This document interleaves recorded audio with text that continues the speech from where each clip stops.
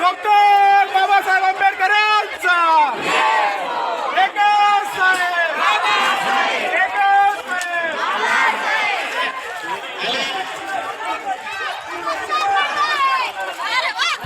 परभणी येथे डॉक्टर बाबासाहेब आंबेडकर यांच्या प्रतिमेच्या इथे असलेल्या संविधानाच्या प्रतिमेची विटंबना करण्यात आली.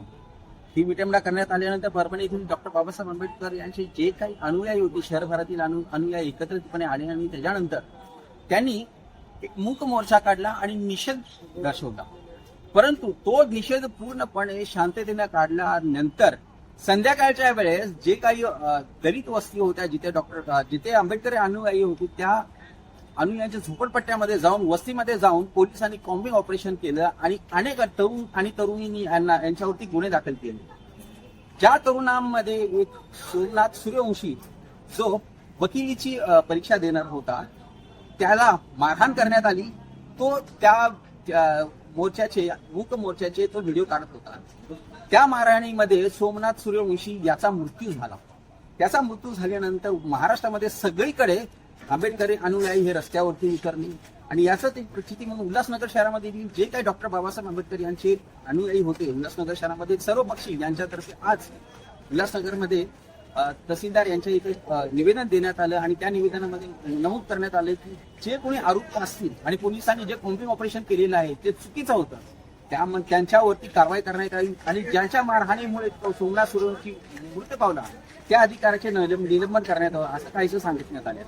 त्याचप्रमाणे जे काही निवेदक होते आंबेडकर निवेदक, त्यांनी देखील आता यामध्ये अमित शहाने जे काही वक्तव्य केले होते की आंबेडकर आंबेडकर आंबेडकर जे संसदेमध्ये त्यांनी बोलवते त्याच्या विरोधामध्ये देखील ते निषेध करण्यात आला होता आणि अमित शहा यांनी राजीनामा द्यावा असं देखील आंबेडकरी अनुयायांनी असं एक आक्रोश केलेला आहे आणि निवेदनामध्ये त्यांनी सांगितले अमित शहाना यांना राजीनामा देण्यात यावा. काही दिवसांपूर्वी एका समाजकंटकाने भारतीय संविधानाच्या प्रतीची विटंबना केली, अपमान केला.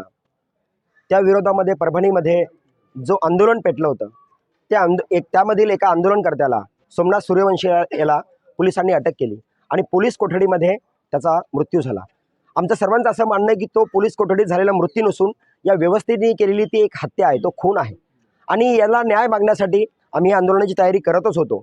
तर 2 दिवसापूर्वी आपल्या देशाचे गृहमंत्री अमित शाह यांनी डॉक्टर बाबासाहेब आंबेडकरांबद्दल असं वक्तव्य केलं की देश में आजकल आंबेडकर आंबेडकर आंबेडकर आंबेडकर बोलने की एक फॅशन सुरू आहे. तर आम्ही सर्व ह्या उल्हासनगरमधील शिवाजी फुले शाहू आंबेडकरांना मानणाऱ्या पक्ष संघटना द बुद्धिस्ट सोसायटी ऑफ इंडियाच्या अंतर्गत ह्या मोर्चाचं आयोजन करण्यात आलं होतं. उल्हासनगरमधील सर्व राजकीय पक्ष, सर्व संघटना, वकील संघटना, सामाजिक धार्मिक राजकीय संघटना यांनी सर्वांनी आजच्या या मोर्चाला समर्थन दिलं व सर्व लोक ह्या मोर्चामध्ये सहभागी झाले. अमित शहांना हे सांगणं आहे की डॉक्टर बाबासाहेब आंबेडकर आमच्यासाठी फॅशन नसून ती आमची पॅशन आहे. ती तुम्ही जी बेजबाबदारपणे, जे निर्लज्जपणे जे वक्तव्य केलेलं आहे त्याची तुम्ही या देशाची माफी मागितली पाहिजे आणि मी पंतप्रधानांनी विनंती करतो की तुम्ही त्यांचा राजीनामा घ्या. अशा गृहमंत्र्याला त्या स्थानावर राहायची त्याची लायकी नाही, ते राहू शकत नाही. जे डॉक्टर बाबासाहेब आंबेडकरांना मानत नाही, त्यांच्या संविधानाला मानत नाही. तर त्यासाठीच आम्ही हा मोर्चा आणण्यात आला होता.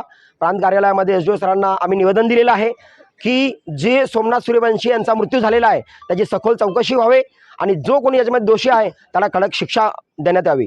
ज्या कोणी व्यक्तींनी डॉक्टर बाबासाहेब आंबेडकरांनी लिहिलेल्या संविधानाच्या प्रतीची तिथे विटंबना केली त्याच्यावरती देशद्रोहाचे खटले दाखल झाला पाहिजे आणि तिसरी गोष्ट म्हणजे अमित शहाचा राजीनामा घेतला पाहिजे. अशा गृहमंत्र्याला पदावर राहता कामा नये ही सर्व तमाम आंबेडकरवाद्यांची एक सामूहिक मागणी आहे. कॉम्बिंग ऑपरेशनमध्ये ज्या तरुणांना अटक करण्यात आली ज्यामध्ये तरुण देखील आहेत त्याबद्दल आजच विधान भवनामध्ये आमच्या राज्याचे मुख्यमंत्री व गृहमंत्री फडणवीस साहेबांनी अतिशय चुकीची माहिती दिलेली आहे. त्याला काउंटर राऊत साहेबांनी देखील केलेलं आहे.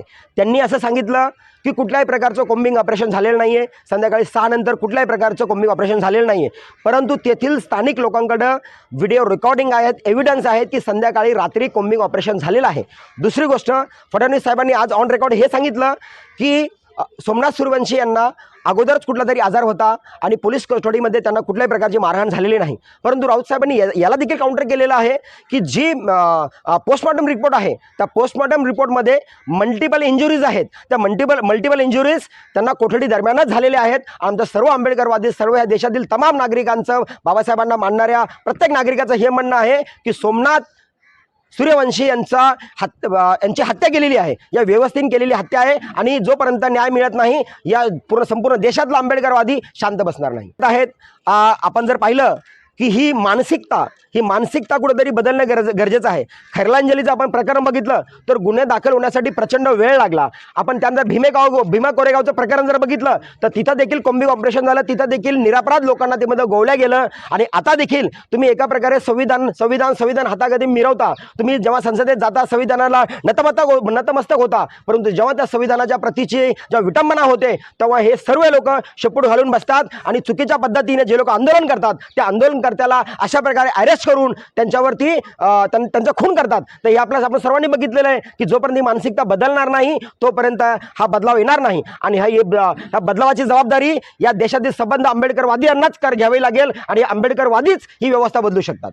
जातीवादी मानसिकतेने मारलं गेलं असेल हे भीमसैनिकांसोबतच का होतं, तर त्याचं एकमेव कारण हे दिसून येतं की ही लोक वारंवार जाणीवपूर्वक बाबासाहेबांच्या पुतळ्याची असो, संविधानाच्या प्रतिमेची असो विटंबना करतात. कारण एकच आहे की हा जो बहुजन समाज आहे हा जागृत झाला आहे. आज मुंबई उच्च न्यायालय असो, अनेक न्यायालय असो किंवा सुप्रीम कोर्ट असो, या ठिकाणी आमच्या समाजाचे जजेस आहेत. पुढील 6 महिन्यात या देशाचा चीफ जस्टिस ऑफ इंडिया हा सुद्धा या समाजाचाच होणार आहे. आणि काही करून या समाजाला शिक्षणापासून वंचित ठेवायचं, यांच्या अंगावरती केसेस घालायच्या, यांना क्रिमिनल बनवायचं, या एकमेव उद्देशाने हे सगळं षडयंत्र केलं जातं. हा विटंबना प्रकार केला जातो जेणेकरून हा समाज शिकू नये. माझं सगळ्या तरुणांना आव्हान आहे, ज्याही वेळेस बाबासाहेबांची अशी विटंबना केली जाते किंवा संविधान प्रतिकृतीची अशी विटंबना केली जाते त्यावेळेस तुम्ही शांततेच्या मार्गाने आंदोलन करा. अंगावर केसेस घेण्याच्या ऐवजी अंगावर वर्दी घ्या पोलिसांची, अंगावर काळा कोट घ्या वकिलांचा, अंगावर नेत्यांची कोट घ्या, जेणेकरून तुम्हाला या देशामध्ये अधिकारी बनता येईल, या देशामध्ये जज बनता येईल, या देशामध्ये मोठं पॉलिटिशियन बनता येईल. आणि मग या मनवाद्यांना, जातीवाद्यांना धडा शिकवा. मित्रांनो, आजची रॅली, शांततापूर्वक रॅली या ठिकाणी काढण्यामागचं नियोजन